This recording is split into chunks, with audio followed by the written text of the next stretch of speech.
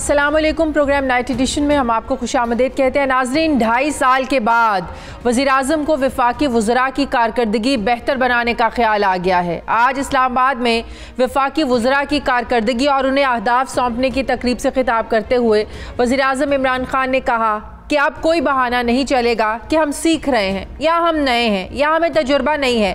अब कारकर्दगी का वक्त आ गया है। हमें तो 3 महीने सिर्फ समझने में ही लग गए। हर चीज़ जो हम बाहर से बैठकर देख रहे थे, जब हुकूमत में आए तो बिल्कुल मुख्तलिफ थी। वज़ीर-ए-आज़म के नज़दीक किसी भी नई हुकूमत को इस तरह इक़्तिदार में नहीं आना चाहिए। इसकी पूरी तैयारी होनी चाहिए, इसको पूरी ब्रीफिंग दी जानी चाहिए, ताकि जब आप अपने दफ्तर संभालें तो आपको पूरी तरह से पता हो कि मैंने किस एजेंडे पर अमल दरामद करना है। अपनी गुफ्तगू के दौरान वज़ीर-ए-आज़म ने नौमुंतखब अमरीकी सदर जो बाइडन से की मिसाल देते हुए कहा कि अमेरिका में सदारती इंतखाब के बाद जो बाइडन को टीम सेलेक्ट करने के लिए 2.5 महीने मिले हैं, जबकि हम तो अपने नंबर्स पूरे कर रहे थे। हमें इस निज़ाम पर नज़रसानी करनी चाहिए और जब आपकी टीम बन जाए उसके बाद आपको हुकूमत संभालने से पहले पूरा वक्त मिलना चाहिए, ताकि आप खुसूसी तौर पर हुकूमत की तैयारी करें कि आपको गवर्नेंस कैसे करनी है। वज़ीर-ए-आज़म ने वज़रा को ये भी कहा कि वो अपने ऊपर दबाव डालें और जो कॉन्ट्रैक्ट साइन किए हैं इन पर वजारतों की जांच पड़ताल की जाएगी। हर वजारत अपने ऊपर भी दबाव डालेगी कि हमें अहदाफ पूरे करने हैं। सबसे बड़ा चैलेंज वजारत तवानाई का नज़र आ रहा है। ये पाकिस्तान का सबसे बड़ा चैलेंज है और वजारत तवानाई के बारे में सोचकर कई बार रात में मुझे नींद नहीं आती। हमारी हुकूमत के लिए अव्वलीन चैलेंज इस वक्त जो है वो है तवानाई का। वज़ीर-ए-आज़म ने अपनी गुफ्तगू के दौरान सब्सिडी के तरीक़ाकार, मुल्की बरामदात में इजाफे और ज़राअत के शोबे पर तवज्जो देने की भी बात की। वज़ीर-ए-आज़म 18वीं तरमीम से ज़्यादा खुश नहीं हैं। वो ये समझते हैं कि अभी पूरे मुल्क को 18वीं तरमीम की पूरी तरह समझ नहीं है। वज़ीर-ए-आज़म के नज़दीक फूड सिक्योरिटी और माहौलियात की जो वजारतें हैं ये वफाक के पास होनी चाहिए। सियासी तज्ज़ियाकार अब ये समझ रहे हैं कि एक तरफ हुकूमत अपनी कारकर्दगी से परेशान है तो दूसरी तरफ हुकूमत की ये खुशकिस्मती है कि अपोजिशन को करप्शन में के संगीन मुकदमात का सामना है। मुल्क में अपोजिशन जमातें सियासत करने के लिए अपनी अखलाकी साख खो चुकी है, क्योंकि एक तरफ तो PDM असम्बलियों से इस्तीफ़ों का ऐलान कर रही है तो दूसरी तरफ अपोजिशन की अहम जमात पाकिस्तान पीपल्स पार्टी ज़िमनी इंतखाबात लड़ने के लिए उम्मीदवारों से दरखास्तें तलब कर रही है। एक तरफ मौलाना फजलुर रहमान वज़ीर-ए-आज़म को सेलेक्टेड समझते हैं तो दूसरी तरफ उनकी अपनी ही जमात के सीनियर रहनुमा मौलाना मोहम्मद खान शेरानी उन्हें सेलेक्टेड करार दे रहे हैं। एक तरफ मुल्क में कोरोना फैल रहा है मगर दूसरी तरफ PDM मुल्क भर में रैलियां निकालने का शेड्यूल जारी कर रही है। अगर अपोजिशन के एहतसाब की हम बात करें तो आज नैब ने मनी लॉन्ड्रिंग केस में शहबाज शरीफ की अहलिया और उनके ख़ानदान के अफराद के असासे कुर्क करने की रिपोर्ट जो है ये अदालत में जमा करवाई। दौरान समात शहबाज शरीफ की जानिब से मुनासिब तिब्बी मुआयना न मिलने की शिकायत भी उन्होंने की, जबकि दूसरी तरफ नारोवाल स्पोर्ट्स सिटी कॉम्प्लेक्स में मुस्लिम लीग नून के रहनुमा एहसन इकबाल पर फ़र्द जुर्म आयद कर दी गई। अपोजिशन तो इस एहतसाब को इंतकामी कार्रवाई समझती है। आज मुस्लिम लीग नून की जानिब से हुकूमत से मुतालिक NRO मांगने के शवाहिद भी पेश किए गए। हुकूमत और अपोजिशन के दरमियान महाजराई का ये जो सिलसिला है ये लग रहा है कि ऐसे ही चलता रहेगा, मगर सवाल ये है कि जो वज़रा 2.5 साल में कारकर्दगी बेहतर नहीं कर सके अब वो कैसे परफॉर्मेंस देंगे। जो आपने टारगेट सेट किए थे 5 सालों के हवाले से, 2.5 साल तो गुजर गए और आपने काम परफॉर्म नहीं कर सके, तो 2.5 सालों में 5 सालों के टारगेट आप कैसे पूरे करेंगे, बड़ा अहम सवाल है। सवाल ये भी अहम है कि अगर वज़ीर-ए-आज़म हुकूमत संभालने के लिए तैयार नहीं थे तो क्या PTI के मंशूर में जो वादे किए गए वो फिर झूठ पर मबनी थे क्या? इसी पर मैं बात करूंगी। मुझे ज्वाइन किया है वज़ीर-ए-आज़म के मुआविन खुसूसी बराए सियासी रवाबित डॉक्टर शहबाज गिल साहब ने। अस्सलाम वालेकुम, बहुत बहुत शुक्रिया डॉक्टर साहब आपका। डॉक्टर साहब, जब से आज से वज़ीर-ए-आज़म साहब ने आज ख़िताब किया और ये कहा कि 2.5 साल के बाद अब हमें परफॉर्मेंस करनी है, परफॉर्मेंस करने का वक्त आ गया है, तो बड़ी एक तरह से तनकीद भी हो रही है कि क्या 2.5 साल के बाद अब ये महसूस हुआ है कि परफॉर्मेंस करने का वक्त आ गया है। 2.5 साल जो गुजर गए उसे क्या हुकूमत की इनकॉम्पिटेंसी कहा जाए, नाअहली कहा जाए, ना तजुर्बाकारी कहा जाए। उन 2.5 सालों का हिसाब कौन देगा? वो जो 5 सालों के टारगेट हुकूमत ने सेट किए थे, अगर वो 2.5 साल में पूरे नहीं हुए तो मज़ीद जो 2.5 साल हैं उसमें 5 सालों के टारगेट कैसे पूरे करेंगे आप लोग? बिस्मिल्लाहिर्रहमानिर्रहीम, बहुत शुक्रिया आपका। देखिए शाजिया, इसको ब्रॉडर पर्सपेक्टिव में देखने की ज़रूरत है कि प्राइम मिनिस्टर क्या कह रहे हैं। प्राइम मिनिस्टर पाकिस्तान में वो कल्चर दे रहे हैं जो यहाँ पे मौजूद नहीं। ये आपने पहले तो किसी प्राइम मिनिस्टर के मुंह से ये बात नहीं सुनी होगी। ना नवाज शरीफ साहब ने कभी सेल्फ अकाउंटेबिलिटी की होगी, ना पहले साल के बाद, ना दूसरे, ना तीसरे, ना चौथे। हाँ, 5वें साल में ये कहते हैं कि हमें काम नहीं करने दिया गया, और फिर ये इशारे करते हैं कि हमें फलाने काम नहीं करने दिया, हम बड़ा काम करना चाहते थे। ये पहले प्राइम मिनिस्टर हैं जो कंटिन्यूसली अपनी सेल्फ अकाउंटेबिलिटी करते हैं।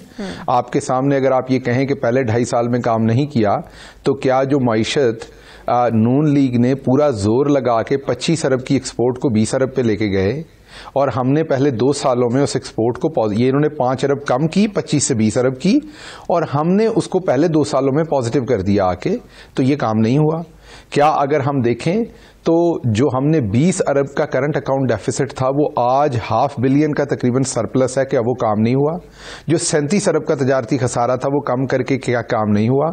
स्टॉक एक्सचेंज की मार्केट दुनिया में दूसरे नंबर पर तेज तरीन और एशिया में पहले नंबर पर तेज तरीन तरक्की करने वाली मार्केट बनी, इन्वेस्टर का इंटरेस्ट बना। आपकी फॉरेन डायरेक्ट इन्वेस्टमेंट जो है वो कई फोल्ड पहले से ज्यादा इजाफा हुई। आज आपके यहाँ आप गाड़ियों की बात करें, आप मोटरसाइकिल्स की गाड़ियां 10% ज्यादा बिक रही हैं, मोटरसाइकिल 12% ज्यादा बिक रहे हैं, सीमेंट 25% ज्यादा बिक रहा है, खाद 18% ज्यादा बिक रही, पेपर 6% पेपर 9% बिक रहा है, केमिकल 6% बिक रहा है। ये क्या तरक्की नहीं हो रही? काम नहीं हो रहा? प्राइम मिनिस्टर इससे भी आगे काम चाहते हैं, वो इससे भी बेहतर परफॉर्मेंस चाहते हैं। उन्होंने कहा हमारी तैयारी नहीं थी। फिर कहेंगे ये बात, उन्होंने कहा, मेरी बात सुने, उन्होंने कहा हमें तो हम जब हुकूमत से बाहर बैठ के जो चीजें जिस तरीके से देख रहे थे, जब हम हुकूमत में आए तो वो तो सब कुछ मुख्तलिफ था। हमें तो अपनी टीम उस तरीके से बनाने का वक्त ही नहीं दिया गया। उन्होंने अमरीकी सिस्टम की जो है ना वो मिसाल दी, जो बाइडन की मिसाल दी कि उनको टीम बनाने के लिए 2 महीने गए, वो तो अपनी टीम बना रहे हैं। तो एक तरह से वो एतराफ कर रहे हैं कि उनकी तैयारी नहीं थी, आप लोगों की तैयारी नहीं थी। इसका मतलब ये हुआ कि जब मंशूर बनाए जाते हैं, जब पॉलिसीज बनाई जाती हैं, तो वो कैसे बगैर प्लानिंग के बन जाती हैं? कैसे बनती हैं वो चीजें? देखिए, मैं दोबारा आपको आपकी खिदमत में अर्ज करता हूं कि जो आपने फिर वही सवाल रिपीट किया है, ऑफ कोर्स डिफरेंट पैराए में, उसमें आप एक चीज मिस कर रही हैं कि अगर प्राइम मिनिस्टर इमरान खान ये कह रहे हैं कि तैयारी नहीं थी, अगर प्राइम मिनिस्टर इमरान खान ये कह रहे हैं कि बहुत सारी चीजें नहीं थी, तो वो जो दूसरे लल्लू आते थे उनका सोचे उनका क्या होता होगा। जब ये इतना ज्यादा हार्ड वर्क करने वाला, उनसे कई फोल्ड ज्यादा बेहतर तालीम याफ्ता उन प्राइम मिनिस्टर से एक प्राइम मिनिस्टर ये कह रहा है कि मुझे वक्त लगा, मुझे चीजें, तो क्यों कंपैरिजन करते हैं? आप लोग अपने वक्त का जवाब दें। नहीं, इसलिए मैं दोबारा आपकी खिदमत में अर्ज करता हूं कि देखिए, आपको ये बात समझनी पड़ेगी कि जब आप सवाल करती हैं तो कंपैरिजन में ही आप परफॉर्मेंस को सवाल करेंगी ना। अगर आप कंपैरिजन ना करें तो आप तो हमसे सवाल ही नहीं करेंगी, आप तो सिर्फ शाबाश देंगी हमें। मैंने कोई कंपैरिजन करके आपसे सवाल नहीं किया, मैंने ये नहीं किया कि नून लीग ने ये किया तो आप लोगों ने सवाल बनता नहीं है। फिर तो सवाल बनता नहीं है, फिर तो सवाल बनता ही नहीं है। मैं यही अर्ज कर रहा हूं कि फिर तो सवाल बनता ही नहीं है, क्योंकि जो कुछ आप भुगत चुके हैं, जिस तरह की हुकूमतें आप भुगत चुके हैं, उससे तो ये हुकूमत हर लिहाज से 10, 15, 20% ज्यादा परफॉर्म कर रही है। तो आपने देखना ये होता है कि गिवन एनवायरनमेंट जो किसी को मिला उसके अंदर उसने कैसे परफॉर्म किया, गिवन एनवायरनमेंट के अंदर जो रिसोर्सेज थे उसके साथ कैसे परफॉर्म किया। आपकी जो टीम है और स्टीवन सैकर की टीम, ये फर्क है। आपका चैनल और उनका चैनल फर्क है। आपका जो हम एनालिसिस करेंगे वो आपके गिवन रिसोर्सेज, आपकी गिवन जो रीच है, फ्रीक्वेंसी है, उसके ऊपर हम करेंगे। तो हर एक का एहतसाब जो है वो जो बाइडन का करना है, तो उनके नीचे अमेरिका की पूरी मशीनरी है, प्राइम मिनिस्टर इमरान खान के नीचे वो पाकिस्तान की मशीनरी है जिसको जरदारी, नवाज शरीफ लूट के गए थे। 25 अरब की एक्सपोर्ट 20 अरब करके गए थे। आपका करंट अकाउंट खसारा 20 अरब करके गए थे। जो आपका तजारती खसारा 37 अरब करके गए थे। 6 हफ्ते के आपके पास 50 लाख घर। तो आपने मुआवजा यहां से करना है। मैं अब ये मवाजना नौकरियों का और घरों का मवाजना मैं नून लीग या पीपल्स पार्टी से नहीं कर रही। मैं सवाल वो पूछ रही हूँ जो पाकिस्तान तहरीक इंसाफ ने इक्तदार में आने से पहले इस अवाम से कुछ वादे किए थे, मैं वो सवाल पूछ रही हूँ। मैं कंपैरिजन में नहीं जा रही। अवाम ने आपसे वो पूछना है जो आपने उनको कहा था, जो आपने उनसे वादा किया था। तो सवाल ये है कि 2.5 सालों में 1 करोड़ नौकरियां और 50 लाख घर नहीं हो सके। आइंदा आने वाले 2.5 सालों में ये टारगेट हुकूमत कैसे पूरा करेगी? अब आप देखिए कि पहली बात तो आप अपने सवाल पे दोबारा से जब गौर करेंगी तो आपको खुद ही अंदाजा होगा कि आप ये कह रही हैं कि जो एक हुकूमत 5 साल की टर्म पे आई, आप उन्हें कह रही हैं कि आपने 2.5 साल में ये नहीं किया। तो पहले तो जिस मेरा मतलब शुरुआत ही नहीं हुई ना, किसको 1 करोड़ नौकरियां मिली, मेरा मतलब है कि कुछ भी आधा भी नहीं हुआ। सुन लीजिए, मैं यही बात कह रहा हूं कि हम असल में हमारा प्रॉब्लम ये कि हम सारे स्टूडियोज में बैठ के प्रोग्राम करते हैं ना।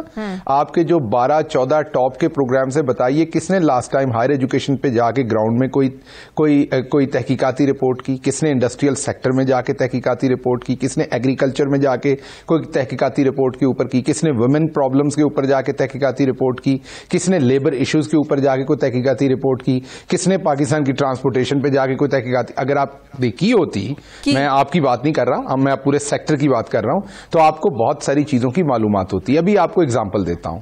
अभी आपके यहां इस टाइम 70 मिलियन जो स्क्वायर फुट है उसके मंसूबे जो हैं वो पंजाब गवर्नमेंट को या अप्रूव हो चुके हैं या वो पाइपलाइन में जिनकी कंस्ट्रक्शन शुरू होनी है।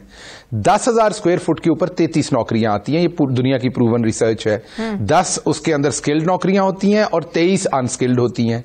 ये 70 मिलियन को देखें तो सिर्फ पंजाब के अंदर तकरीबन 4 से 5 लाख नौकरियां सिर्फ डायरेक्ट कंस्ट्रक्शन की साइड पे होंगी। फिर पीछे सरिया बनता है, सीमेंट बनता है, टाइल बनती है, दीवारें, उसकी जो दरवाजे बनते हैं, खिड़कियां बनती हैं, उनकी हुक्स, नॉब्स, वो सब उनकी भी आप एम्प्लॉयमेंट को कई फोल्ड, तो ये कुछ 25-30 लाख या 20 लाख एम्प्लॉयमेंट तो आपको एक बड़ा लार्जर, ये जो लार्ज मैन्युफैक्चरिंग सेक्टर इन्वॉल्व है हाउसिंग के पीछे, कंस्ट्रक्शन के पीछे, सीमेंट इंडस्ट्री, आपका सरिया की इंडस्ट्री, इसके अंदर आपकी होंगी। इसी तरह आपने फैसलाबाद में देखा कि जहां 50,000 लूम बंद हो गई थी और वो कबाड़ के भाव बिक रही थी, वो 50 भी रिवाइव हुई और अब नई 30,000 लूम भी आ रही है। तो अगर आप सिर्फ 30,000 और 80,000 लूम को देखें और इनके ऊपर एम्प्लॉयमेंट देखें, पर लूम पे 5 बंदे लगाएं, तो आप देखें कितने लाख यहां से फोल्ड। फिर एक्सपोर्ट सेक्टर आपका चल गया है, आपके 120-130% पे उनके पास ऑर्डर्स हैं। अब मेरी भी सुन लेना, आपने कहा आपने इस पर तहकीक की, जी। बिल्कुल की। जब भी ज़राअत पर बात करें आपका किसान नाराज होता है, ट्रांसपोर्टेशन की बात करें तो सवाल उठते हैं आपकी बीआरटी पर, जिसको धक्का लगाएं तभी वो स्टार्ट होती है, कभी जल जाती है, कभी चलते चलते रुक जाती है। तो बात वो करें जिसका आपके पास भी कोई जवाब हो, सिर्फ ये नहीं कि अगर एंकर कोई सवाल कर रहा है तो उसके जवाब में आप वो सवाल कर दें जिसका आप लोगों के पास भी जवाब ना हो। नहीं, मैं इसका आपको जवाब देता हूं। देखिए, आपने अभी एग्रीकल्चर की बात की, तो शाजिया अगर आप देखें पाकिस्तान के पिछले 20 साल में, तो जितना किसान के लिए बेहतर एनवायरनमेंट, मैंने दोबारा कहा कि मुझे पता है मेरे दोस्त, आप भी दोस्त हैं, आप लोग गुस्सा कर जाते हैं, लेकिन अगर आपने वाकई, मैं क्योंकि गांव का रहने वाला हूं, इसलिए नहीं कि मैं हुकूमत को रिप्रेजेंट कर रहा हूं सिर्फ, अगर आपने वाकई ग्राउंड पे, मैं बल्कि आपको दावत देता हूं कि 2-4-5 गांव में जाके, क्योंकि आप शहर की आवाज हमेशा सुनाते हैं, गांव की आवाज भी सुनाएं। 2-4-5 गांव में बैठ के, वहां पर किसी थड़े पे बैठ के, किसी चौक में बैठ के वहां पे प्रोग्राम करें, किसान के आपको मसले वहां पर असल समझ आएंगे। ये पिछले साल और इस दफा पहली दफा हुआ है कि जो शुगर मिल्स हैं, कभी पाकिस्तान की तारीख में शुगर मिल्स टाइम पे चली थी? कभी मुझे पिछले 20 साल में एक दफा का बता दीजिए, मैं चैलेंज करता हूं आपको, इस दफा चली? कभी मिल्स ने, जो किसान थे उन्हें बैंक अकाउंट्स के थ्रू पैसे दिए थे पाकिस्तान की हिस्ट्री में? नहीं दिए, पहली दफा दिए हैं।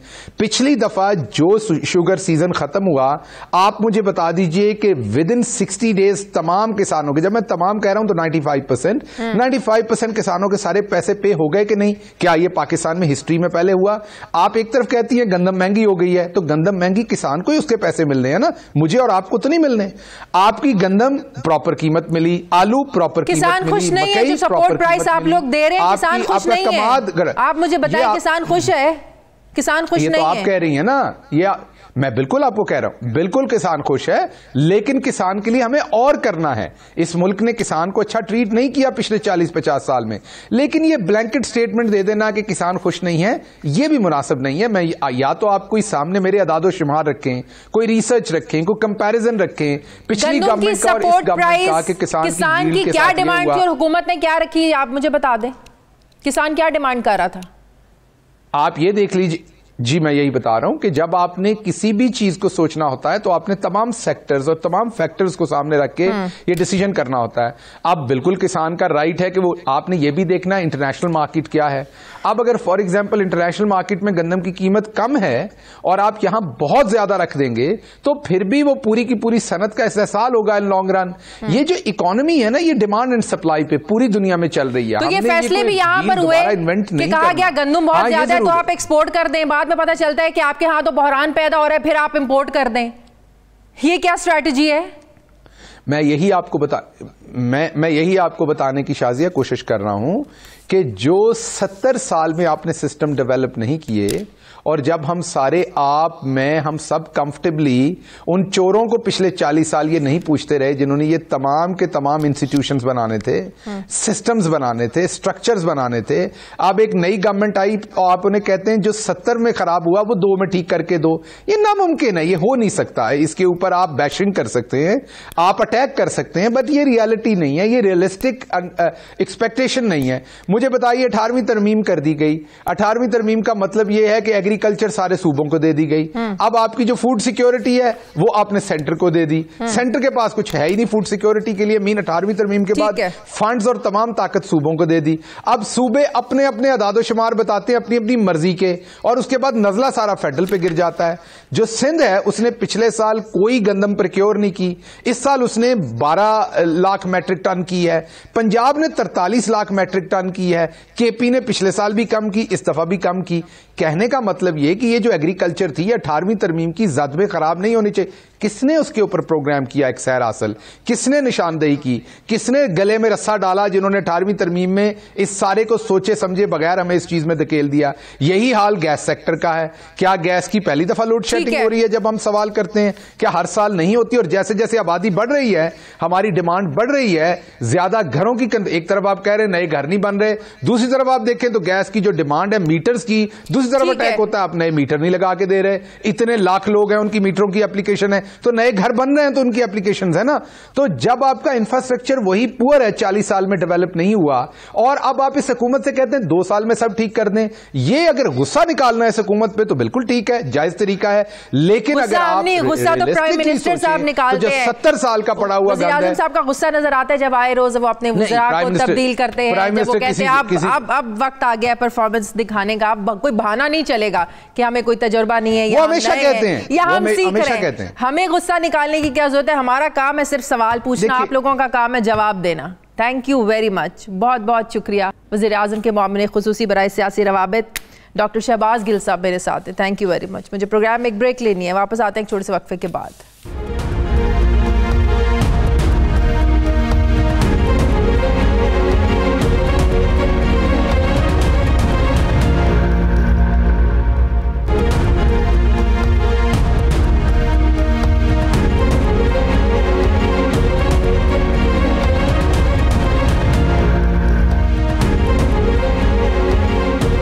ब्रेक के बाद एक बार फिर से आपको खुशामदीद कहते हैं। मुस्लिम लीग नून के रहनुमा मुफ्ती इस्माइल साहब ने मुझे ज्वाइन किया। अस्सलाम वालेकुम, बहुत बहुत शुक्रिया मुफ्ती इस्माइल साहब आपका। मुफ्ती इस्माइल साहब, सबसे पहले तो ये बताइएगा ज़िमनी इलेक्शंस के हवाले से मुस्लिम लीग नून कहाँ खड़ी है? क्या आप लोग बाई इलेक्शंस में हिस्सा लेने जा रहे हैं? पाकिस्तान पीपल्स पार्टी जो है वो दरखास्तें वसूल कर रही है, बल्कि उनके तो मुतालबे पर हो रहे हैं, लेकिन इस तजाद की समझ नहीं आ रही है। एक तरफ बात हो रही है जी इलेक्टोरल कॉलेज को पूरा करें नहीं तो ये इलेक्शंस नहीं हो सकते, दूसरी तरफ पीटीएम के प्लेटफॉर्म से आवाज़ें उठती हैं कि इस्तीफे दे दें। तो समझ में नहीं आ रही है, एक तरफ इलेक्शन में हिस्सा ले रहे हैं और दूसरी तरफ जो है ना वो इलेक्टोरल कॉलेज को पूरा करने की बात कर रहे हैं। जी शुक्रिया, बहुत बहुत। देखें, हमारा मकसद जो था, मकसद जो है वो इस्तीफ़ा अपने जमा नहीं कराने, हमारे मकसद जो है वो इमरान खान का इस्तीफ़ा लेना है। और जैसे जैसे सियासी सूरत हाल डेवलप होती है उस हिसाब से हम हुकूमत अमली से चलेंगे। अभी तक तो हमने सिर्फ आवाम के पास अपना केस रखा है, संडेज को हमने कुछ पीडीएम की तरफ से करें, कुछ पार्टी की कन्वेंशन करें। लेकिन ये तो पीडीएम ने कहा है ना कि 31 तक अगर वज़ीर आज़म की तरफ से इस्तीफ़ा नहीं आया तो हम तो इस्तीफ़े अपने जमा करा देंगे और उसके बाद लॉन्ग मार्च की स्ट्रैटेजी शुरू हो जाएगी, उस पर आप लोग काम करेंगे। तो वज़ीर आज़म ने तो इस्तीफ़ा नहीं देना, वो तो स्टेप डाउन किसी भी सूरत करने को तैयार नहीं है, तो बात तो फिर आप लोगों के इस्तीफ़ों पर आएगी ना। बात दुरुस्त है कि उनकी एक मतलब 22 साल की ख्वाहिश थी हुक्मरानी की, या जो पावर है उसको वो छोड़ना नहीं चाहते, वो एक बड़ी लालच है। लेकिन हमने जो है वो अपने जो पार्टी के जो हमारे मेंबरान हैं वो तो सारे के सारे 25-31 दिसंबर तक इस्तीफा दे देंगे पार्टी के लीडर को, मियां नवाज शरीफ को और पार्टी के शरीफ को। उसके बाद पार्टी डिसाइड करेगी। इस वक्त से हम क्यों अपना फॉरक्लोज कर लें ऑप्शंस के हमने बाय इलेक्शन में हिस्सा लेना है नहीं लेना, वो जब जैसे जैसे वक्त आएगा हम उसको डिसाइड करेंगे। और जहां तक इस्तीफे देने की बात भी है तो मैं आपसे फिर गुजारिश ये कर रहा हूँ कि हमारा मकसद इस्तीफा लेना है इमरान खान का। अगर इस्तीफे हमें देने पड़े खुदा ना खास्ता तो वो भी दे देंगे, लेकिन हम तो समझते हैं कि उससे पहले हमें कामयाबी हो जाएगी। आज वज़ीर आज़म ने, आपने भी देखा होगा, उन्होंने कहा कि 2.5 साल गुजर गए हैं, जो टीम जिस तरीके से बननी चाहिए थी, जो वक्त मिलना चाहिए था, जो तैयारी होनी चाहिए थी, वो हम लोगों की नहीं थी। मज़ीद आज उन्होंने अपने वज़रा से कहा कि आप परफॉर्मेंस देने का वक्त आ गया है, परफॉर्म करने का वक्त आ गया है। तो आप समझते हैं कि जो वज़ीर आज़म की जो एतराफ़ है, इससे पहले वैसे किसी प्राइम मिनिस्टर ने इस तरह की बातें की नहीं, अपनी गलतियों का एतराफ़ किया नहीं, इस तरीके से ओपनली अपने वज़रा से ये बात की नहीं कि परफॉर्म करें, परफॉर्मेंस करने का वक्त आ गया। क्या आप लोग समझते हैं कि PDM की जो तहरीक है, इस्तीफ़ों की धमकी है, लॉन्ग मार्च की धमकी है, ये प्रेशर का नतीजा है? देखिए, मुझे ये नहीं पता कि खान साहब की सोच के अंदर हमारे प्रेशर से खान साहब की सोच में क्या तब्दीली आई है, लेकिन मुझे ये पता है कि जब हमने ये मूवमेंट शुरू करी तो चीनी 115 रुपए की थी और आज 90 रुपए से कम हो गई है। जब हमने ये मैदा जो था वो 70 रुपए का 75 रुपए का था, लेकिन अब 70 से नीचे आ गया, 65-70 के दरमियान है। और जो इस साल का जो नया क्रॉप आया चीनी का, तो इन्होंने कोई नई स्कीम नहीं बनाई है कि एक्सपोर्ट कर दे, जैसे पिछले साल किया कि 45 का एक्सपोर्ट करके फिर 90 का फिर मंगवाया। ऐसी कोई नई स्कीम नहीं बढ़ाई है। आप देख लीजिए कि 3-4 महीनों में बिजली की नरखें नहीं बढ़ी हैं, गैस की नरखें नहीं बढ़ी हैं। आप ये देख लीजिए कि पिछले 3-4 महीनों में अद्वियात के अंदर मजीद कोई चोरी का नया प्लान नहीं बना है, हालांकि बहुत ज़्यादा 500% रेट बढ़ा दिए हैं। तो कुछ चीज़ें जो है वो कुछ हुकूमत की जो चोरी थी उसको तो हमने काबू कर लिया है, लेकिन जो लेकिन जो नेग्लिजेंस है, जो इनकॉम्पिटेंस है, एक आदमी को काम ही नहीं आता हो, जो एनर्जी के अंदर आपने देखा कि LNG वक्त पे नहीं मंगवाई, LNG पूरी नहीं, आज पंजाब में और कराची में और मुल्क के दीगर जगहों पे गैस की शॉर्टेजेस होना शुरू हो गई हैं, गैस के प्रेशर ड्रॉप हो रहे हैं, इंडस्ट्री का पहिया जो बैठ रहा है। तो बहुत सारे मसाइल हैं जो कि हो रहे हैं, तो ऑब्वियसली हमारी मूवमेंट से कुछ तो इनके ऊपर प्रेशर आया है। अल्लाह करे। आज उन्होंने, आप पेट्रोलियम तवानाई की बात कर रहे हैं, उन्होंने कहा जो सबसे ज़्यादा मुझे परेशानी होती है, जिस चीज़ के बारे में सोच के मुझे नींद नहीं आती है, वो है वजारत तवानाई।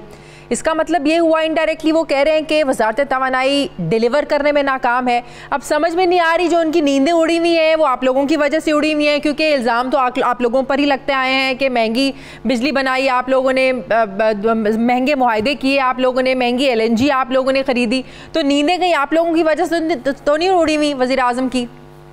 इस अगर हमने महंगी LNG खरीदी है तो क्या करा है, हमने तो 11% से लेकर 13% तक लंबे लंबे मुआहदे करे थे। जहाँ 75% गैस दुनिया में लॉन्ग टर्म मुआहदे में बिकती है, हमने वो करे थे। जो लॉन्ग टर्म मुआहदे होते हैं उस पर गैस महंगी मिलती है, फिर भी हम 11 से 13% में लेके आए, 17% में गैस लेके आ रहे हैं। 13% में गैस ली है उस कंपनी से, जिस कंपनी से हमने 13% में कतर से गैस ली, 17% से गैस ली है। तो ये खत्म जो है वो महंगी गैस लेके आ रहे हैं। अब बात तो ये तय हो गई है कि महंगी गैस तो ये लेके आ रहे हैं। जो फायदे हमने करे क्या ये कोई बता गलत किया हो, मतलब खुदा ना खास्ता अल्लाह ताला की मेहरबानी से हमने कोई मुआहदा गलत नहीं किया। तो ये और ये देखें ना, मैं तो सीधी बात करता हूँ, सबसे आसान एग्जांपल जो है ना बहन, वो है BRT का। लाहौर के अंदर BRT हमने बनाई 27 अरब रुपए में। खान साहब के हवाली सारे चिल्ला रहे थे कि शहबाज शरीफ ने इसमें पैसे चोरी करे, सबने चोरी करे। हमने 1 सेकंड के लिए फर्ज भी कर लिया कि चले हमने चोरी करे। 27 अरब में अगर शहबाज शरीफ ने पैसे चोरी करे लाहौर की BRT से, तो मैं ये सवाल पूछ, 27 अरब रुपए में इमरान खान ने कितने चोरी करे हैं उसमें से? वो तो कोई हिसाब। जुल्फी बुखारी साहब अपने घर कितने पैसे ले गए? ये 127, मतलब आप ये सोचें कि तकरीबन अरब रुपए, 5 अरब में ये बनी है पेशावर की मेट्रो। आप सोचें कि इस पैसों में तो पिंडी इस्लामाबाद की बन गई, मुल्तान की बन गई और कराची की बना दी हमने। तो ये तो जुल्म ना करें ना इस मुल्क के ऊपर, मतलब एक तो चोरी ऊपर से। लेकिन उसके बावजूद वो अपनी टीम की मौशी कारकर्दगी से बहुत सेटिस्फाइड है। देखिए, अगर जब मैं वजीर खजाना था और छोड़ के गया तो 5.8% था, जिसको इन्होंने रिवाइज करके 5.5% कहते हैं इनके मुंह से। हम 5.5% से पाकिस्तान की अवाम की औसतन आमदन थी वो बढ़ा रहे थे। इन्होंने पिछले साल 0.4% से उनकी आमदनी कम कर दी। हमारे ज़माने में आखिरी इन्फ्लेशन रेट था 3.9%, इनके यहाँ इन्फ्लेशन रेट है 12%, यानी कि महंगाई जो है वो 12% से बढ़ रही है। खाने पीने की चीज़ों में जो महंगाई है वो ट्रेड डेफिसिट हमारे दौर में कम हुआ है, करंट अकाउंट जो खसारा है वो हमारे दौर में जो है ना वो कम हुआ है। आप लोग तो इस खसारे को बढ़ा कर गए थे, ये जो एक फ़र्क था ये इनकी हुकूमत में कम हुआ है। ये बात बिल्कुल दुरुस्त है कि ट्रेड डेफिसिट भी इनके दौर में कम हुआ है और करंट अकाउंट भी इनके दौर में खत्म हुआ है, इसमें कोई पिछले 4 महीने में। लेकिन ये कि इंपोर्ट कम हुआ है ना, एक्सपोर्ट तो 1 पैसे से नहीं बढ़ी। 40% डिवैल्यू करने के बाद आपने 1 पैसा एक्सपोर्ट नहीं बढ़ाया। हाँ। अब अगर आपने कर दिया तो इसलिए कम कर दिया कि आपने अपनी इकोनॉमी बंद कर दी, जीडीपी ग्रोथ बंद कर दी।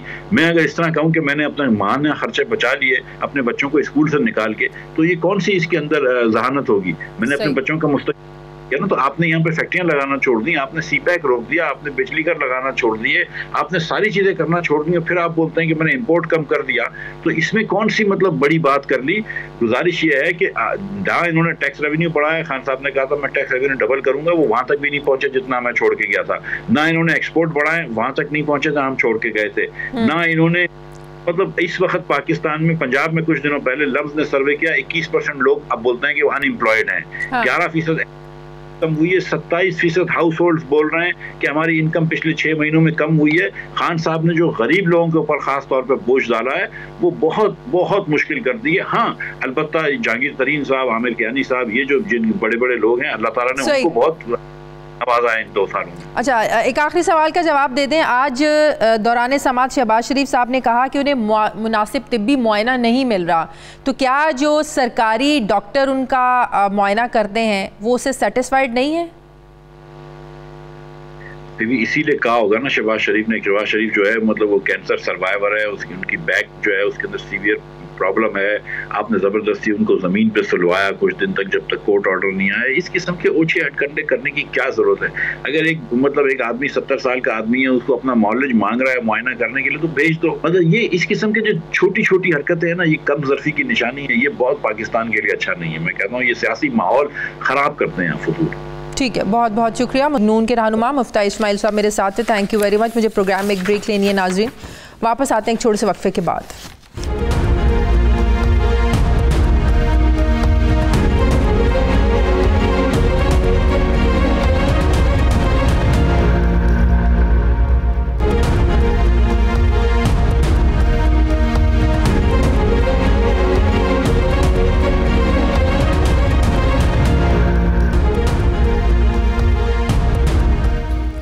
ब्रेक के बाद एक बार फिर से आपको खुशामदीद कहते हैं। नाज़रीन, अभी कोविड-19 से दुनिया की जान नहीं छूटी थी कि बरतानिया में कोरोना वायरस की नई किस्म सामने आई है। सार्स कोविड वायरस 2 की जिन्याती तौर पर इस तब्दील शुदा शक्ल को साइंसदानों ने B117 का नाम दिया है। सितंबर में इंग्लैंड में सामने आने वाले इस वायरस में जिन्याती तौर पर 23 तब्दीलियाँ यानी म्यूटेशंस नोट की गई हैं और ये 50 से 70% ज़्यादा तेज़ी से फैल रहा है। आलमी इदारा सेहत ने हफ्ते की शब एक ट्वीट में ये कहा था कि कोरोना की नई किस्म के हवाले से बरतानवी हुकाम से राब्ते में है और कहा गया कि जल्द हुकूमतों और अवाम को इस हवाले से आगाह किया जाएगा। कोरोना की ये नई किस्म जनूब मशरक़ी बरतानिया में सितंबर में सामने आई थी और जब इस खित्ते में और अब जो इस खित्ते में फैल रही है और बहुत तेज़ी के साथ फैल रही है। आलमी इदारा सेहत की एक माहिर के मुताबिक इसे समझने के लिए तहकीक जारी है कि ये कितनी तेज़ी से फैल सकता है और क्या ये इस किस्म से मुतालिक है या दीगर अनासिर का मजमुआ है। उनका ये भी कहना था कि ये किस्म डेनमार्क, नीदरलैंड और ऑस्ट्रेलिया में भी सामने आई है, मगर वहाँ केसेस ज़्यादा तेज़ी से नहीं फैले हैं। मीडिया रिपोर्ट्स के मुताबिक बरतानिया में तेज़ी से फैलता नया कोरोना वायरस सामने आने के बाद लंदन में शहरी खौफ का शिकार हैं। जो लोग हैं लंदन के वो शहर छोड़ रहे हैं। एयरपोर्ट्स और ट्रेन स्टेशंस पर रश है। यूरोपीय स्टॉक मार्केट्स में शेयर्स की कीमतें गिर रही हैं। बरतानिया में वायरस की नई किस्म सामने आने के बाद पाकिस्तान, यूरोपीय यूनियन, मिडल ईस्ट और एशिया के कई ममालिक ने बरतानिया के सफ़र पर पाबंदी लगा दी है। पाकिस्तान में काबीना सेक्रेटेरिएट के एविएशन डिवीज़न की जानिब से जारी नोटिफिकेशन में कहा गया है कि NCOC के इजलास में बरतानिया में नए कोरोना वायरस के पेश नज़र बरतानिया से आने वाले मुसाफिरों पर 22 दिसंबर की रात से 29 दिसंबर की रात तक आर्जी पाबंदी होगी। नोटिफिकेशन में ये भी कहा गया है कि वो मुसाफिर जो 10 रोज़ से बरतानिया में हैं उन पर भी पाबंदी का इतलाक होगा। तहम बरतानिया से ट्रांजिट फ़्लाइट के ज़रिए आने वाले मुसाफिरों पर पाबंदी का इतलाक नहीं होगा। पाकिस्तानी शहरी जो विज़िट वीज़ा पर बरतानिया पर हैं उन्हें सफ़र से 72 घंटे पहले कोरोना का टेस्ट करवाना लाजमी होगा। बरतानिया से आने वाले मुसाफिरों का एयरपोर्ट पर दोबारा टेस्ट किया जाएगा और PCR टेस्ट रिपोर्ट आने तक मुसाफिरों को हुकूमती मुसाफिर खाने में ही रहना होगा। अगर मुल्क में कोरोना वायरस की बिगड़ती सूरत हाल की हम बात करें तो गुज़श्ता रोज़ 82 अफराद कोरोना वायरस की वजह से जान की बाजी हार गए, जबकि मुल्क में इस वक्त फ़ाल जो केसेस हैं उनकी कुल तादाद 40,000 से ज़्यादा है। सवाल ये है कि क्या पाकिस्तान कोरोना वायरस की नई जो किस्म है इससे महफूज रह सकेगा? कोरोना की नई किस्म का मुकाबला करने के लिए हुकूमत को मज़ीद क्या इक़दाम करने हैं? सवाल तो ये भी अहम है कि क्या नई कोरोना वैक्सीन किस हद तक दुनिया को नए वायरस पर काबू पाने में मदद दे सकेगी? इस पर मैं बात करूंगी। मुझे ज्वाइन किया chairman corona task force doctor Ataur Rahman साहब ने। अस्सलाम वालेकुम, बहुत बहुत शुक्रिया डॉक्टर साहब आपका। सबसे पहले तो डॉक्टर साहब ये जो कोरोना की दूसरी किस्म जो आ रही है जिसकी वजह से खासकर इंग्लैंड में बहुत ज़्यादा लोगों में खौफ व हरास है, ज़रा इसके बारे में बताइएगा कि ये कोई नई किस्म है, कितनी ख़तरनाक है, इससे बचा कैसे जा सकता है? ये एक नया वेरिएंट है जिसमें वो वाला हिस्सा जिससे ये खलिए में दाखिल होता है स्पाइक एस प्रोटीन, उसके जीन में तब्दीलियां आ गई हैं, जिसकी वजह से इसकी एग्रेसिवनेस, इसके फैलने की जो काबिलियत है वो 70% ज़्यादा हो गई है। और इसकी वजह से पूरे यूरोप में काफ़ी खौफ और हरास फैल गया है कि अगर दूसरे ममालिक में भी ये फैल गई तो इसको कंट्रोल करना बड़ा मुश्किल हो जाएगा। अभी भी बहुत सारे ममालिक बहुत मुसीबत में हैं और अगर ये वाली जो वेरिएंट है ये फैल जाता है तो बहुत प्रॉब्लम्स पैदा हो जाएंगे। और 50 से 70% ज़्यादा तेज़ी से फैल रहे, तो ये तो बहुत अलार्मिंग सिचुएशन है डॉक्टर साहब। जी बिल्कुल, ये उस वायरस के मुकाबले में जो कि पहले जो चाइना से आया था उसमें म्यूटेशन हुई थी, उससे कोई 50 से 70% ज़्यादा तेज़ी से ये फैल रहा है।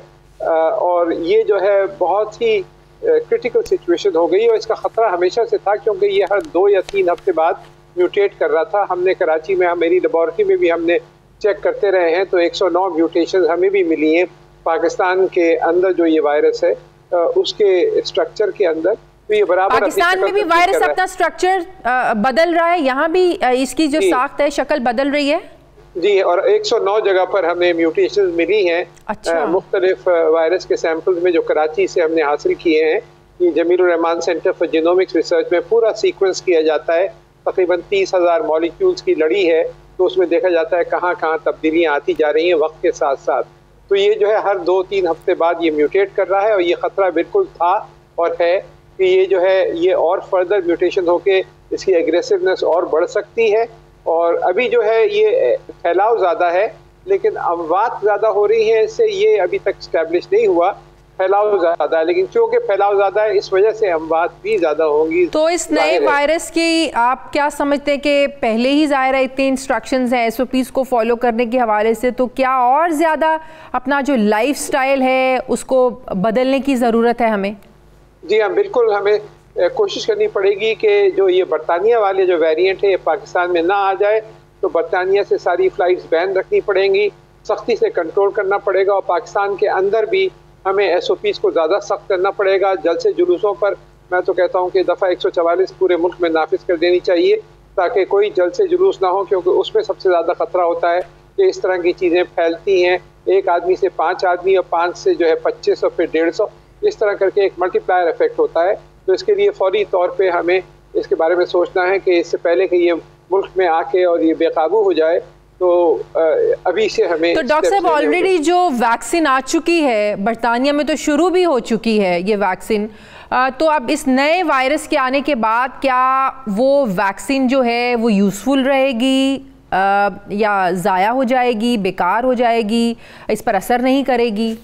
जो कंपनीज हैं जिन्होंने वो वैक्सीन फाइजर और मॉडर्ना, उनका ख्याल ये है कंपनीज का कि ये इफेक्टिव रहेगी इस वायरस की इस शक्ल पर भी, लेकिन ये जो है ये वक्त बताएगा क्योंकि कंपनीज तो ऑप्टिमिस्टिक हैं 100% श्योरिटी से तो नहीं कहा जा सकता जब तक कि एक्चुअली टेस्ट ना हो जाए।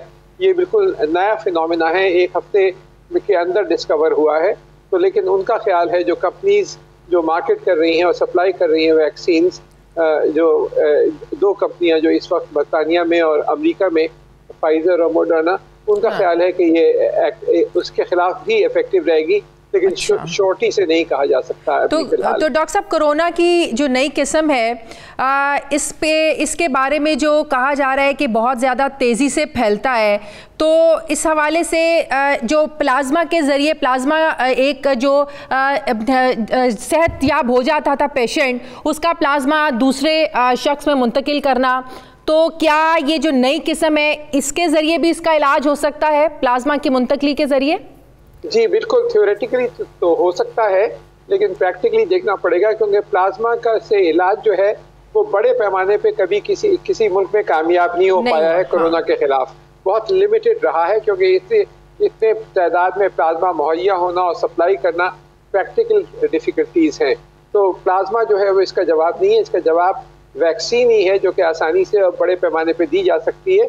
लेकिन अभी पाकिस्तान में वैक्सीन आने में काफ़ी टाइम लगेगा, मशरूत तो हो जाएगी महीना 2 महीने में, लेकिन इतनी तादाद में कि हमारी 15-20 करोड़ पॉपुलेशन कवर हो जाए उसके लिए शायद साल भर लग जाए। तो ये वायरस जो है अब ये ख़त्म होने वाला नहीं है, ये आपके साथ रहेगा। हमें इसके साथ जिंदा रहने सीखना होगा और SOPs को फॉलो करना होगा जब तक के इफेक्टिव वैक्सीन बड़ी क्वांटिटी। तो आप कह रहे हैं जो आने वाला नया साल है वो भी इस वायरस के साथ ही गुजरेगा? न सिर्फ अगला साल बल्कि हो सकता है अगले 5 साल, कोई कह नहीं सकते। ये वायरस बदल रहा है, इवन वैक्सीन आ भी जाए मार्केट में तब भी। जी आप देखें ना, फ्लू वायरस कितने अरसे से है, हेपेटाइटिस का वायरस कितने अरसे से है। तो ये वायरसेस जब आते हैं तो ये जरूरी नहीं है कि फौरी तौर पे ये खत्म हो जाएं। बहुत से वायरसेस जो है फिर वो 10-10, 20-20, 50-50 साल आपके साथ रहते हैं और वो अपनी शक्लें बदलते रहते हैं। आज तक फ्लू वायरस की कोई इफेक्टिव वैक्सीन ईजाद नहीं हुई है।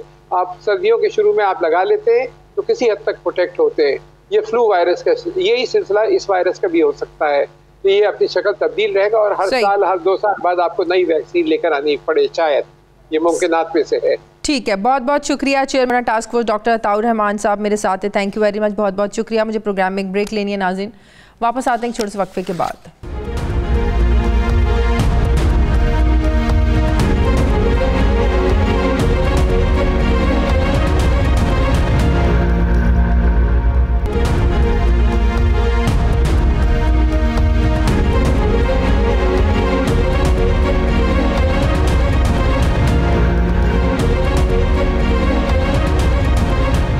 ब्रेक के बाद एक बार फिर से आपको खुशामदीद कहते हैं। दरख्त लगाओ, पैसे कमाओ। हुकूमत ने बिलियन ट्री हनी प्रोग्राम का आगाज़ किया है। गुज़श्ता रोज़ इस्लामाबाद में तकरीब से खिताब करते हुए वज़ीर आज़म ने कहा कि माजी में जंगलात के दरख्तों को काट कर इमारतें खड़ी की गईं। बहैसियत कौम अपने दरियाओं को भी हमने आलूदा किया। सिंध में ज़ेर ज़मीन 70% पानी ने आलूदा है कि आइंदा दिनों में पाकिस्तान माहौलियात से सबसे ज़्यादा मुतासिर होने वाला 5वां मुल्क होगा। हमें आइंदा नस्लों के लिए सरसब्ज पाकिस्तान की मनसूबाबंदी करना होगी। वज़ीर आज़म इमरान खान ने कहा कि इस मंसूबे से हर तरह हमारे मुल्क की मदद होगी और हमें दरख्त उगाने में 2 और चीज़ों पर जोर देना चाहिए, जिसमें एक जैतून है। हम घी बाहर से मंगवाते हैं जो $3 अरब की दरामद करते हैं, लेकिन जैसे रुपया नीचे जाता है दरामदात महंगी हो जाती हैं। मेरे और मेरी हुकूमत पर सबसे बड़ी ये जिम्मेदारी है कि माहौलियाती तब्दीली के जो मसाइल आते हैं वो ठीक करें, जंगलात को बढ़ाएं और फ़ज़ाई आलूदगी को भी ठीक करें। अब सवाल ये है कि इस मंसूबे के खदोखाल क्या हैं, क्या हुकूमत इस मंसूबे को कामयाब बनाने के लिए किस हद तक जो है ना वो किस तरीके से मुआवनत भी फराहम करेगी, और पाकिस्तान बिलियन ट्री हनी मंसूबे से कितने पैसे जो है ये पाकिस्तान कमा सकता है। मैं बात करूंगी, मुझे ज्वाइन किया है वज़ीर आज़म के मुशीर बराए माहौलियात मलिक अमीन असलम साहब ने। अस्सलाम वालेकुम, बहुत बहुत शुक्रिया अमीन असलम साहब आपका। ये बताइएगा कि बिलियन ट्री हनी प्रोग्राम जो है इसकी डिटेल्स क्या है, मकसद क्या है, जो कल वज़ीर आज़म ने खिताब करते हुए भी कहा, क्या फ़वाइद हैं जो इस प्रोग्राम को मुतारिफ़ करवाया गया है? जी बिस्मिल्लाहिर्रहमानिर्रहीम। बिल्कुल, ये जो बिलियन ट्री हनी का आज इनिशिएटिव प्राइम मिनिस्टर साहब ने लॉन्च किया है, ये हमने इसलिए किया है कि दुनिया में इस वक्त हनी की प्रोडक्शन जो है वो नीचे जा रही है और इसकी वैल्यू बहुत है, और पाकिस्तान के पास अल्लाह ताला ने ऐसा मौका दिया हुआ है कि हमारे पास 12 इकोलॉजिकल जोन्स हैं और मुख्तलिफ किस्म का तकरीबन 10 किस्म का यहाँ पर हनी जो है वो प्रोड्यूस हो सकता है। और हमारे पास जो सबसे अहम बात ये है कि इस वक्त पाकिस्तान में हम 2 बड़े इनिशिएटिव कर रहे हैं, एक 10 बिलियन ट्री सुनामी का है और दूसरा प्रोटेक्टेड एरिया इनिशिएटिव का है। ये दोनों ऐसे इनिशिएटिव हैं जहां पर हम वो हैबिटाट्स पैदा कर रहे हैं जहां पर हम हनी की प्रोडक्शन सर ये बताइएगा, जो बिलियन ट्री सुनामी प्रोग्राम है आप लोगों का, क्या ये जो दरख्त है इसी में शामिल किए जाएंगे, ये इसी प्रोजेक्ट का हिस्सा होगा जहां पर हनी की भी जो है ना वो प्रोडक्शन हो सकेंगे? बिलियन ट्री सुनामी प्रोग्राम का हिस्सा है ना? जी बिल्कुल, ये उसी प्रोजेक्ट का हिस्सा होगा। और ये प्राइम मिनिस्टर साहब जब कुंडिया गए थे तो उन्होंने ये अपनी ख्वाहिश जाहिर की थी कि हम यहाँ पर दरख्तों को बचाने के लिए इनके अंदर हनी की प्रोडक्शन को स्टार्ट करें। तो उसके लिए हमने ये पूरा एक प्रोग्राम किया और इसमें 4 मिनिस्ट्रीज ने कोलैबोरेट किया आपस में। आज MOU साइन हुआ है, नेशनल बैंक ऑफ पाकिस्तान भी वहाँ पर मौजूद था जो कि 9 अरब रुपए की फैसिलिटी दे रहा है यहाँ पर। और इसमें हमने जो जरूरी बात है वो ये की है कि पाकिस्तान में हम हनी की प्रोडक्शन को बढ़ाना भी चाहते हैं और उसके साथ साथ हम एक प्रॉपर ब्रांडिंग के साथ इस हनी को एक्सपोर्ट मार्केट में ले जाना चाहते हैं। इसकी ब्रांडिंग हमने बिलियन ट्री हनी की है। इसके साथ ministry of science and technology हमारे साथ शामिल हुई है जो कि सर्टिफिकेशन लैब्स बनाएगी जो कि हनी की क्वालिटी को सर्टिफाई करेंगे और फिर इसको एक्सपोर्ट किया जाएगा। तो इसमें पाकिस्तान का बहुत पोटेंशियल है और हमारी मिनिस्ट्री का इसमें फायदा ये है कि हम जहां पर अपने दरख्तों को लगा रहे हैं उनको दरख्तों को बचाने के लिए एडिशनल रेवेन्यू पैदा होगा जो कि लोकल लोगों को जॉब्स भी देगा, वो इन दरख्तों की फिर प्रोटेक्शन भी करेंगे। बताइएगा कि ऐसे दरख्त लगाने के लिए किसानों की हुकूमत क्या जो है वो हेल्प करेगी, मसलन खाद, बीज, फाइनेंशियल किस हद तक सपोर्ट करेंगे आप किसानों को? हाँ, इसमें हम जो ये दरख्त हैं हनी की प्रोडक्शन के लिए जो इस्तेमाल होते हैं वो दरख्त हम ऑलरेडी उगा रहे हैं। हम ये बेरी के रशियन ऑलिव है, रुबीनिया है, शीशम है, ये वो दरख्त हैं जो कि हम अपने 10 बिलियन ट्री सुनामी के प्रोजेक्ट के तहत मुख्तलिफ जगह पर लगा रहे हैं। अब हम कर ये रहे हैं कि वहाँ पर जो लोग उस इलाके के लोग हैं उनको ये मौका फराहम कर रहे हैं कि वो इन जंगलात में आकर इन दरख्तों के जरिए अपने हनी को प्रोड्यूस कर सकें। उसके लिए हमने एक फाइनेंशियल फैसिलिटी पैदा की है जिसमें 5 लाख रुपए तक का जो है लोन दिया जाएगा इन लोगों को कामयाब जवान प्रोग्राम के तहत। और वो जो हमने मॉडल बनाया उसके जरिए वो ये हनी भी पैदा कर सकेंगे। इसकी बायबैक भी गवर्नमेंट करेगी उनसे और वो 40,000 रुपए महीना अपने एक यूनिट से बना सकेंगे। सही। आखिरी सवाल, ये जो जैतून के दरख्तों का भी कल जिक्र किया, आप भी बात कर रहे हैं, ये भी इसी प्रोजेक्ट का हिस्सा होंगे ये दरख्त? जी अभी फिलहाल हम 10 बिलियन की सुनामी के तहत जैतून के दरख्त नहीं लगा रहे। अच्छा, लेकिन आज प्राइम मिनिस्टर साहब ने डायरेक्शन दी और इंशाल्लाह हम इसमें बैठकर इसका पूरा प्लान बनाएंगे कि उन्होंने जगह भी मुख्तस की है। एक्सपर्ट्स जो बाहर से आए उन्होंने बताया कि रिवर इंडस का जो राइट बैंक है उसके ऊपर बड़ा मौजूद तरीन एरिया है वो ऑलिव की प्रोडक्शन को बढ़ाने के लिए। तो इंशाल्लाह बहुत जल्द इसका हम PC1 बना के इसको भी 10 बिलियन सुनामी के अंदर इसको दाखिल करेंगे इंशाल्लाह। बहुत बहुत शुक्रिया। वज़ीर-ए-आज़म के मुशीर बराए माहौलियात मलिक अमीन असलम साहब मेरे साथ थे। Thank you very much. नाज़रीन, हमारे आज के प्रोग्राम के एडिटोरियल मुल्की मालियाती इदारों के आदादो शुमार और बाज़ गैर मुल्की जायज़ों से ये ज़ाहिर होता है कि पाकिस्तान की जो मईशत है ये बेहतरी की जानिब गामज़न है। यही वजह है कि वज़ीर-ए-आज़म इमरान खान ने अपने एक ट्वीट में मुल्की मईशत के मौजूदा जो खदोखाल हैं इनका नक्शा खींचते हुए और इस पर इत्मीनान का उन्होंने इजहार करते हुए मईशत के तमाम जो अशारिये हैं उनको पॉजिटिव कहा। वज़ीर-ए-आज़म इमरान खान ने अपने ट्वीट में लिखा कि कोरोना के बावजूद मईशत के बारे में अच्छी खबरें आ रही हैं और पाकिस्तानी मईशत जो है ये कमाल अंदाज में पलट रही है। माहिरीन मईशत के बकौल अगर हालात साजगार रहे तो आने वाले दिनों में ज़र मुबादला के ज़खायर बढ़ने के साथ साथ रुपए की कदर भी मुस्तहकम होगी जो वक्त की अहम तरीन ज़रूरत है और इस वक्त पैदा होती दिखाई दे रही है। जब रुपया अपनी गिरावट के इंतहाई नुक्ते को छू चुका था और ख्याल किया जा रहा था कि ये डॉलर के मुकाबले में 200 की सतह पर आ जाएगा, ताहम हुकूमती मुआशी टीम ने गुज़श्ता 4 महीनों के दौरान सूरत हाल का मुसलसल जायज़ा लेते हुए बर वक्त और हौसला अफजा इक़दाम किए, जिसके नताइज की रोशनी में वज़ीर-ए-आज़म इमरान खान ने आज कौम को डॉलर अकाउंट सरप्लस होने की नवीद देते हुए बताया कि गुज़श्ता साल 1 अरब 70 करोड़ डॉलर के खसारे की बजाय इस साल करंट अकाउंट अब तक 1 अरब 60 करोड़ डॉलर सरप्लस हो चुका है। आज स्टेट बैंक के जारी करदा आदादोशुमार में ये बताया गया है कि पाकिस्तान का करंट अकाउंट लगातार 5वें महीने सरप्लस में रहने के बाद 44 करोड़ 70 लाख डॉलर पर पहुंचा है, जहां गुज़श्ता साल इसी अरसे में 32 करोड़ 60 लाख डॉलर का खसारा रिकॉर्ड किया गया था। दूसरी तरफ पाकिस्तान ने कर्ज़ों से रिलीफ के 1 अरब 70 करोड़ डॉलर के मुआहदों को हासिल कर लिए, जिससे कोरोना वायरस से पैदा होने वाली जो माली मुश्किलात हैं, ज़ाहिर है इसको ख़त्म होने में मदद मिलेगी। मीडिया ज़राए के मुताबिक कई महीनों मुज़ाकरात के बाद होने वाला ये जो मुआहदा है कर्ज दहिंदगान से रवां माली साल के बड़े पैमाने पर कर्ज़ों की अदायगियों को मुअत्तल करेगा और मुल्क की बड़ी माली जिम्मेदारियों को कम करने में मदद भी फराहम करेगा। हम आपको ये भी बताएं नाजरीन कि कोरोना की पहली लहर के हमले से पहले ही पाकिस्तान के जो मुआशी आशारिये थे ये बेहतरी की जानिब जा रहे थे। रेवेन्यू ग्रोथ भी 17% पर थी, बरामदात में भी इजाफा हो रहा था, लेकिन कोरोना और लॉकडाउन ने मुल्क की मईशत को बुरी तरीके से मुतासिर भी किया। इस वक्त भी मुल्क में कोरोना की जो दूसरी लहर है इस बहुत ज़्यादा केसेस सामने आ रहे हैं, कई इलाकों में स्मार्ट लॉकडाउन भी नाफिज है। ऐसे में अगर मईशत कमाल अंदाज में पलट रही है तो यकीनन ये वाकई खुश आइंद बात है, लेकिन इस सब के बावजूद हुकूमत के लिए करप्शन और महंगाई जो है ये बदस्तूर एक चैलेंज बनी हुई है। सवाल ये है कि पॉलिसी साज महंगाई में कमी लाने के लिए क्या इकदाम कर रहे हैं, क्योंकि आवाम को मुआशी हिंसों के जो गोरख धंधे हैं इसकी कुछ ज़्यादा समझ बूझ नहीं है।